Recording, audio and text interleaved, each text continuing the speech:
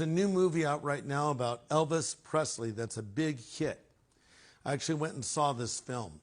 And in the film, they show that as a young boy, Elvis went to tent revivals and was impacted by the gospel. He was raised in abject poverty, but had a gift to sing and a sense of rhythm.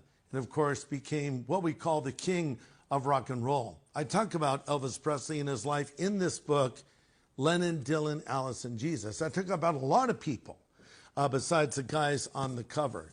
But Elvis is an interesting story because Elvis became very famous, but tragically his life began to unravel. He became dependent on prescription drugs and met an untimely death in his 40s. But there's a story told of a concert that Elvis was doing. And some woman actually came up to him with a pillow and a crown on it and said, "You're the king of rock and roll here, Elvis." And he said, "There's only one king, and it's Jesus." Elvis knew who the real king was. One hopes that he called out to the Lord in those final days of his life. Unfortunately, the life of Elvis is a cautionary tale of what not to do. But his own wife, Priscilla, says that he was a searcher. He was looking for the meaning of his life. He had it all. In his day, he was the biggest thing on the planet. But his life went the wrong direction. But there's hope for any person, even if they've turned away from God, if they'll come back to him. This book is filled with some cautionary tales, such as those that made it into the infamous 27 Club.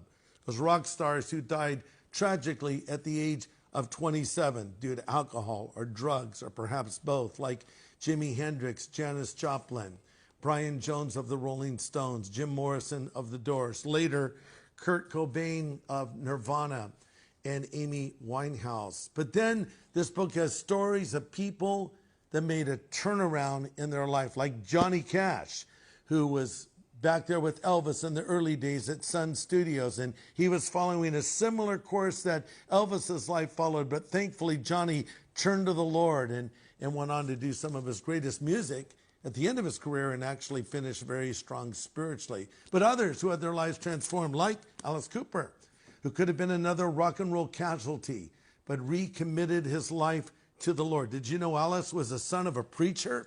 But the Lord got a hold of him. No one's beyond the reach of God. God gives second chances. I talk about this and a lot more in this new book, Lennon, Dylan, Alice, and Jesus. You can order it at Amazon.com in hardcover.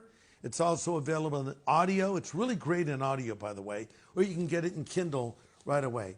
Maybe order a copy, read it for yourself, and share it with someone else. And be encouraged. No one is beyond the reach of God.